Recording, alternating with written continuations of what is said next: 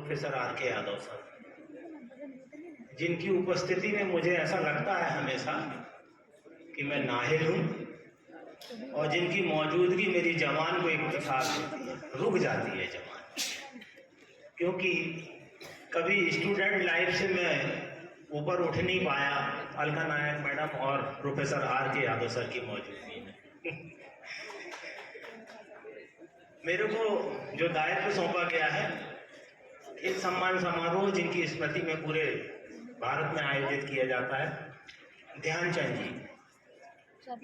जी के विषय में कुछ काफी कुछ मुझे पढ़ाया गया है। उस आधार पर मैं उनका जीवन परिचय आपके सामने प्रस्तुत करने की कोशिश, और 1936 बर्लिन ओलंपिक में भारत को अपराजय टीम बना दिया था। और उनके जो कोच थे पंकज गुप्ता जी, उन्होंने उन्हें चांसिंग नाम दिया था क्योंकि वे आर्मी से रिलेटेड थे, आर्मी मैन थे और रात में ड्रिबल किया करते थे। इतनी कठिन तपस्या के बाद एक महान खिलाड़ी हमारे बीच, हमारे देश के अंदर पैदा हुआ। जब उन्होंने 43 मैच में 201 गोल किए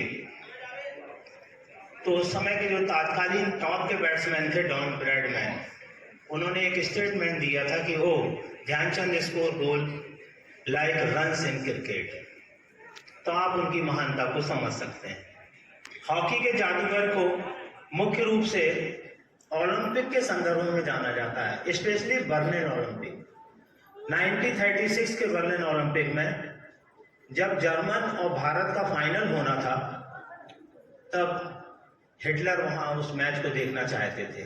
Hitler had come to the final और इस उम्मीद के साथ कि जर्मन विंस अगेंस्ट इंडिया, लेकिन इसका रिवर्स हुआ।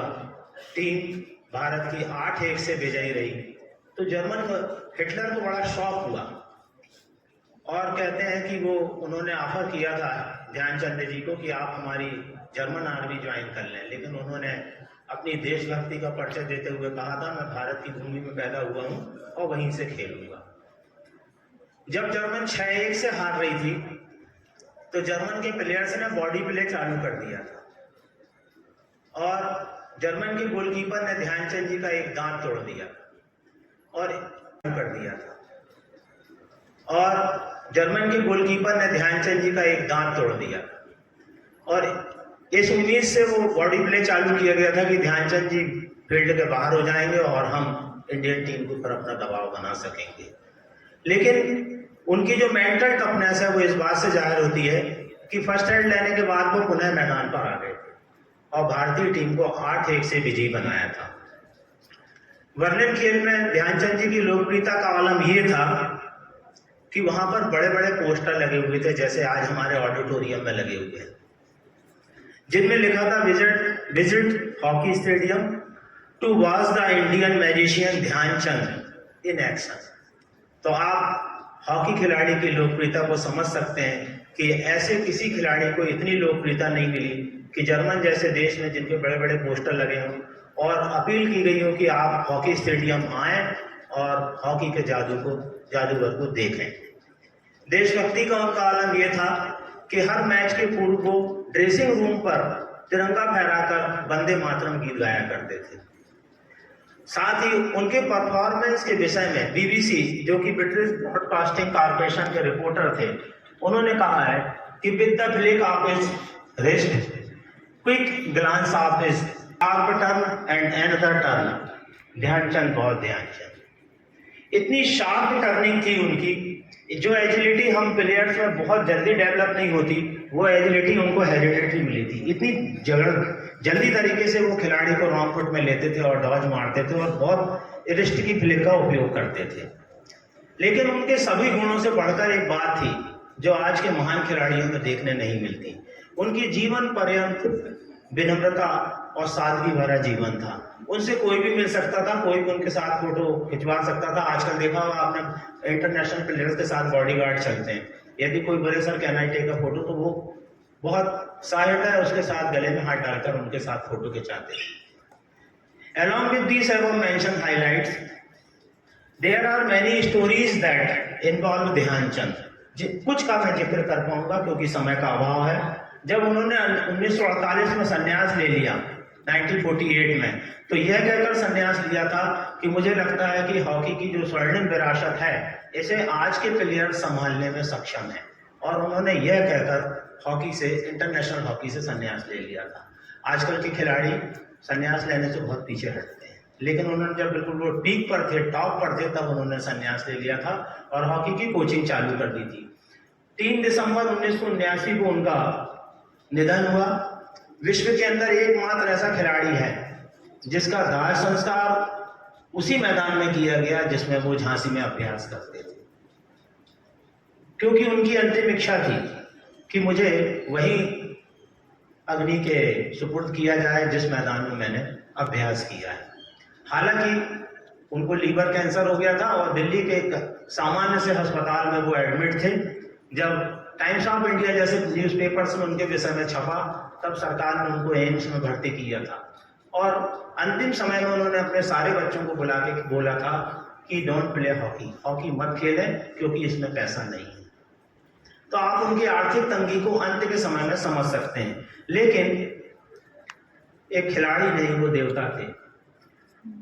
उसके बाद उन्होंने जो गोल अपनी किताब लिखी, लोग उनको असाधारण व्यक्तित्व समझते थे ये कोई साधारण व्यक्ति नहीं, ये कोई देवता है।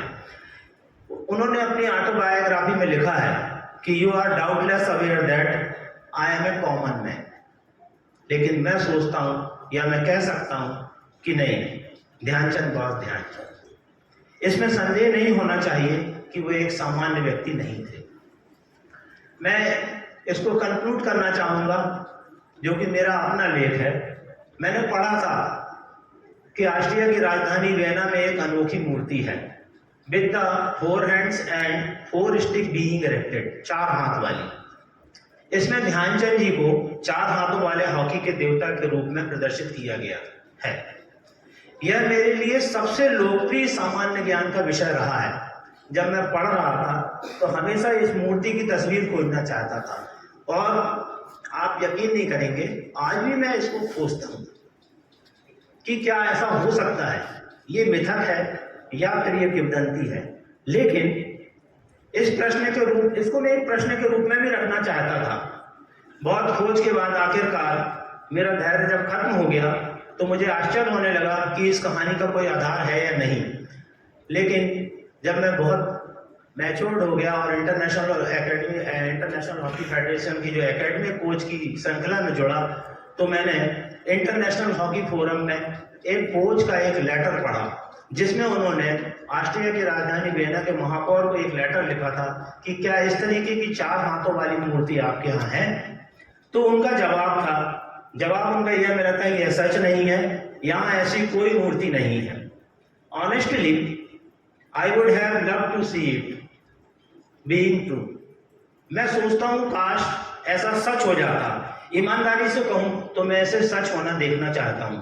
हालांकि ध्यानचंद के कारनामों की चमक किसी मूर्ति की मोहताज नहीं, यह एक प्रतीक मात्र हो सकता है, यह एक अतिशयोक्ति है, यह एक काव्य के लिए लाइसेंस हो सकता है, जिसे साहित्यिक दृष्टि से प्रकट किया गया है।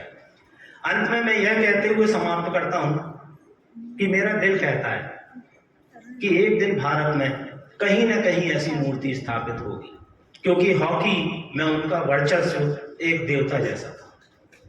आप सभी को मैंने जो कहा उसको सुनने के लिए बहुत बहुत धन्यवाद, और आयोजक हमारे डॉक्टर विशाल बन्ने सर को मैं स्पेशली थैंक्स कहना चाहूँगा कि उन्होंने मेरे विचार रखने के लिए और आपसे कनेक्ट होने के लिए मुझे जो अवसर दिया, उसका बहुत बहुत धन्यवाद।